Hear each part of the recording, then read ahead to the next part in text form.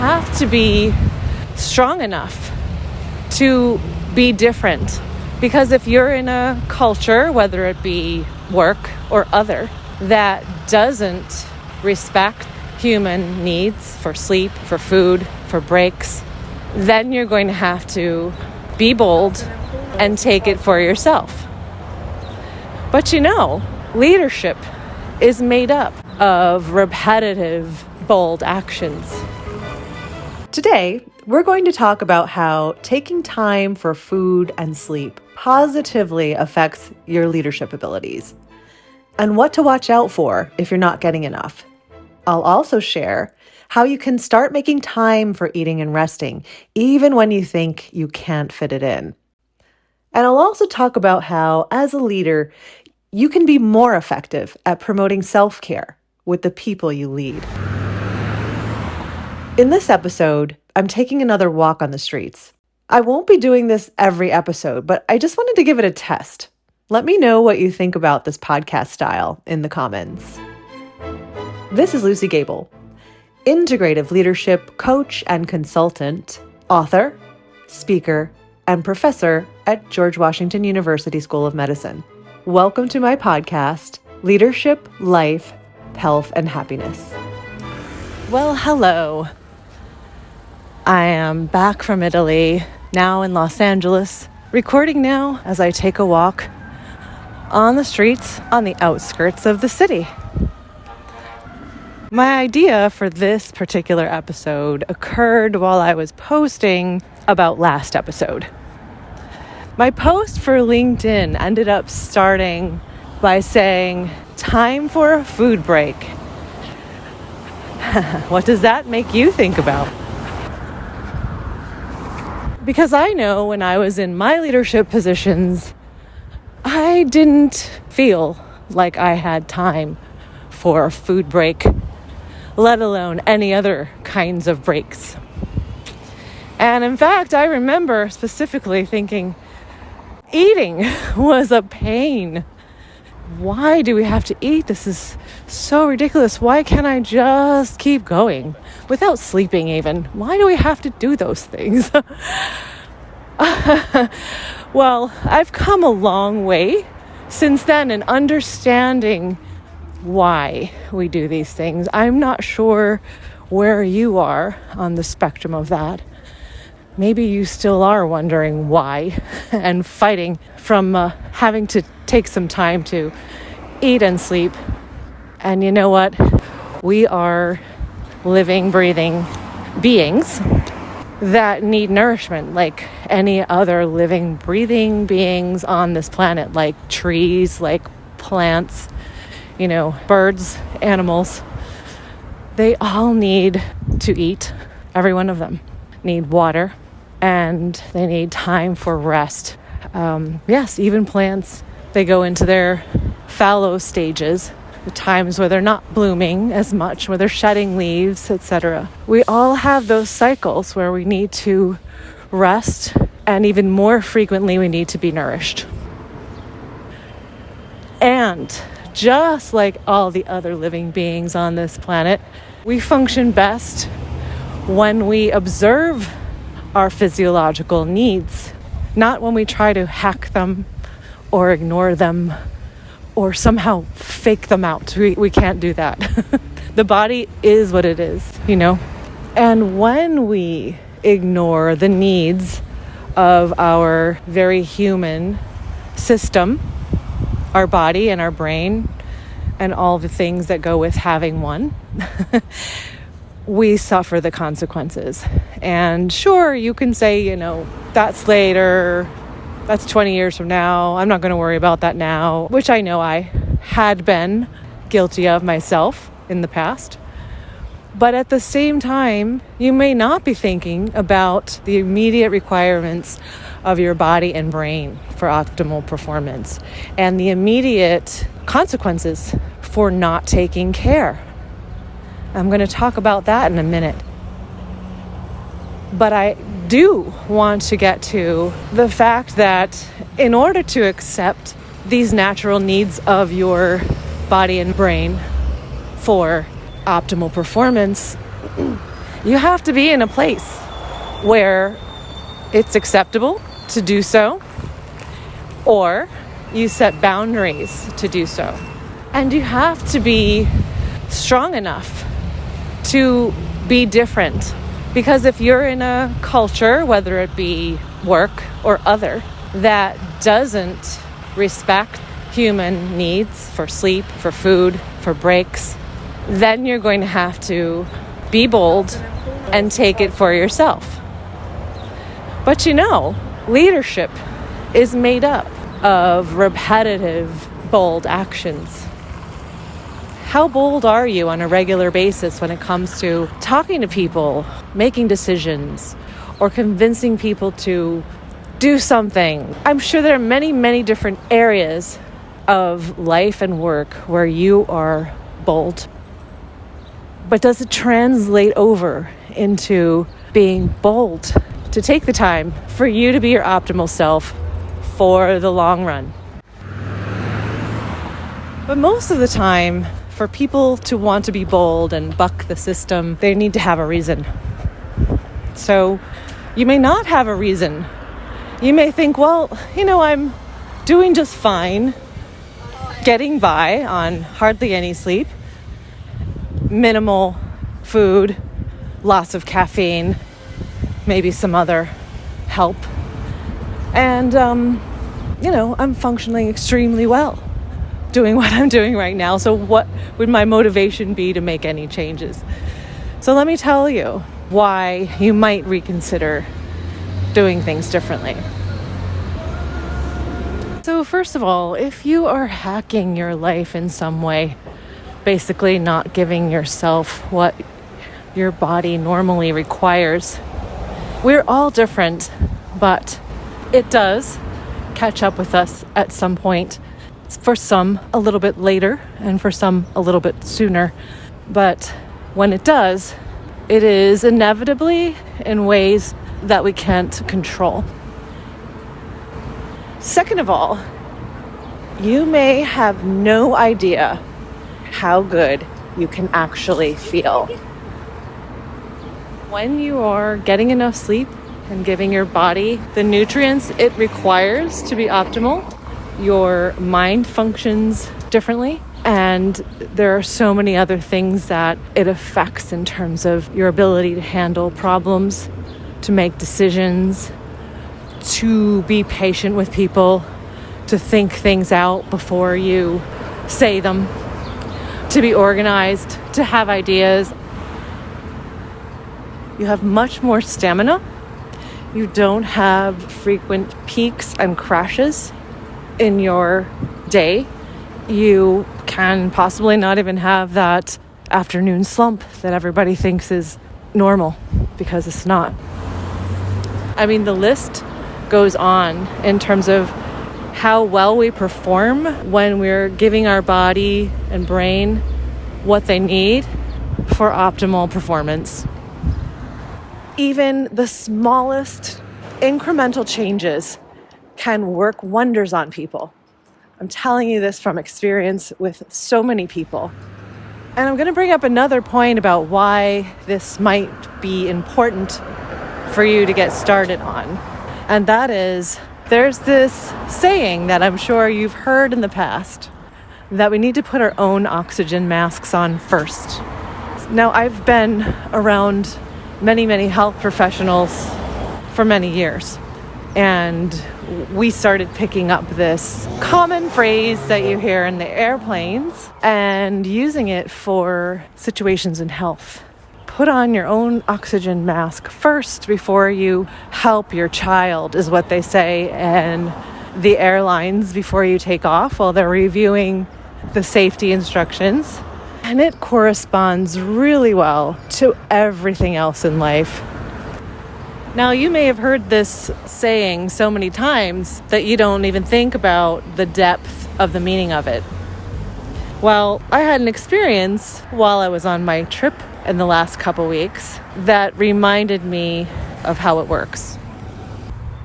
You see, after having studied optimal physical functioning and consulted many, many people on it, and having written a book about it, I am very keen to how I feel when I'm running optimally and how it feels for me when I'm tired or hungry.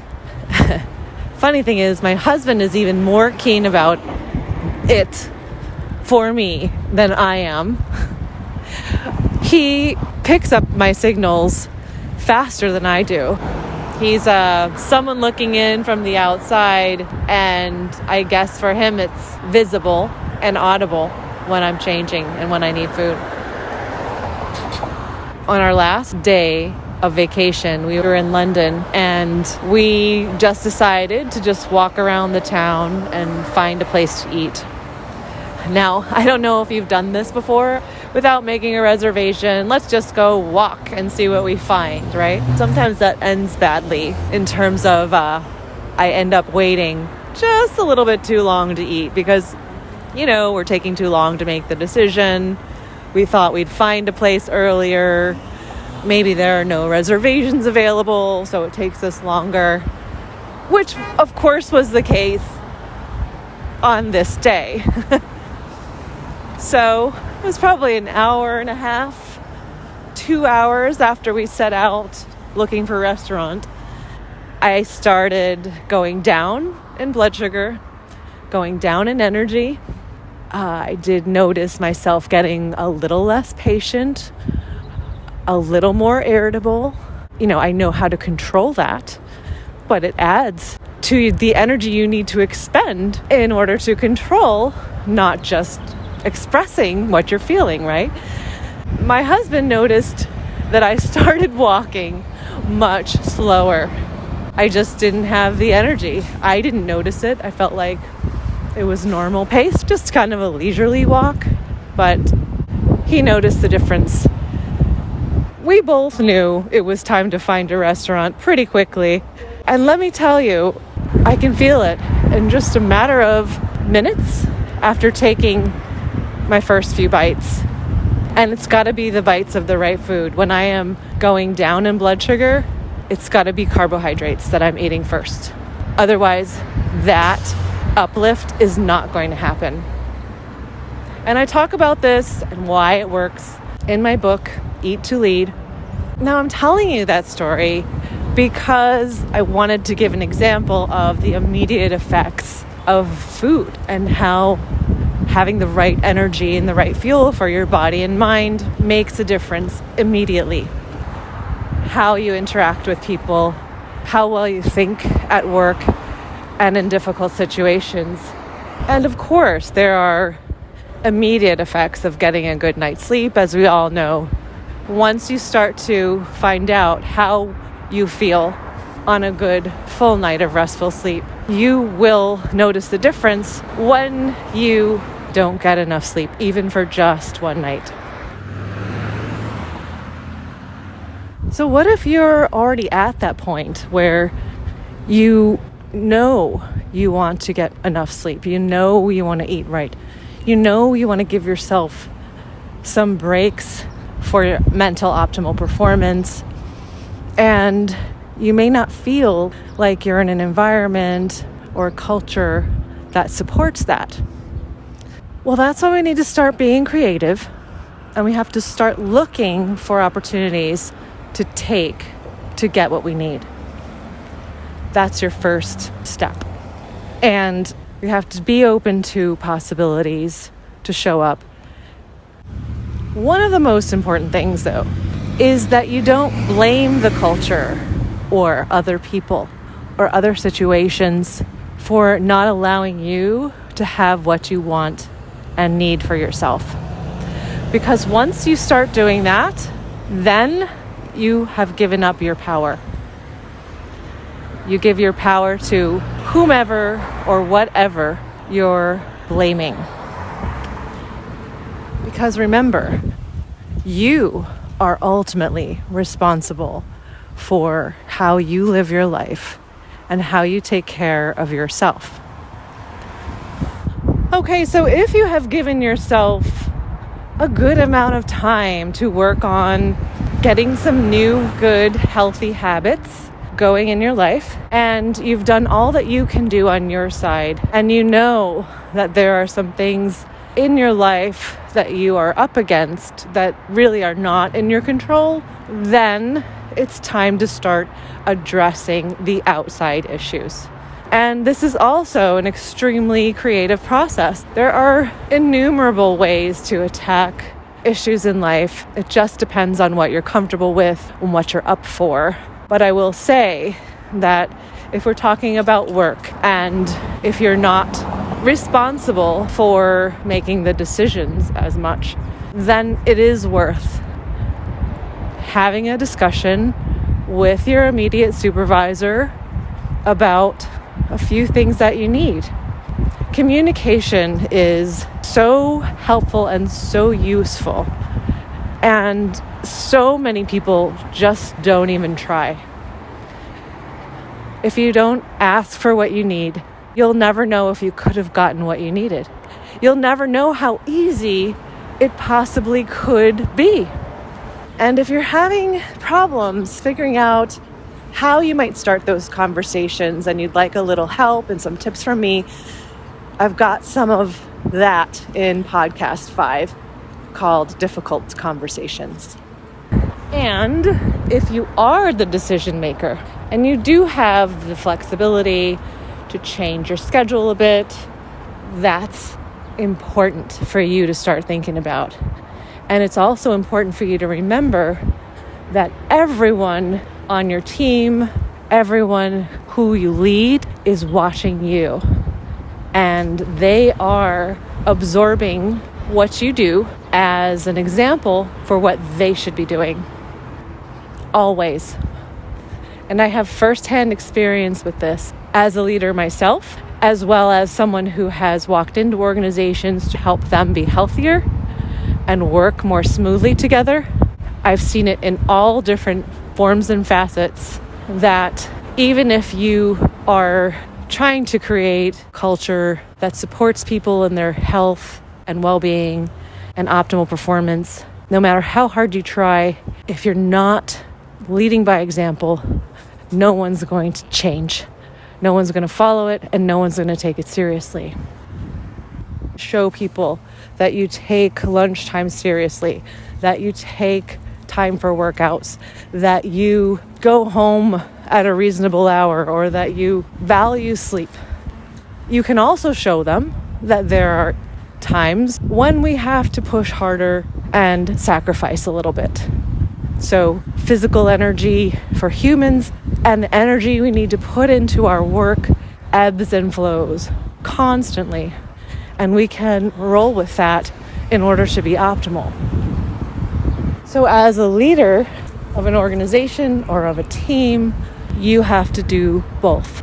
You need to communicate that you want to support people in their optimal performance and support them in their taking care of themselves when they need to. And you also need to show as an example for them that you take it seriously.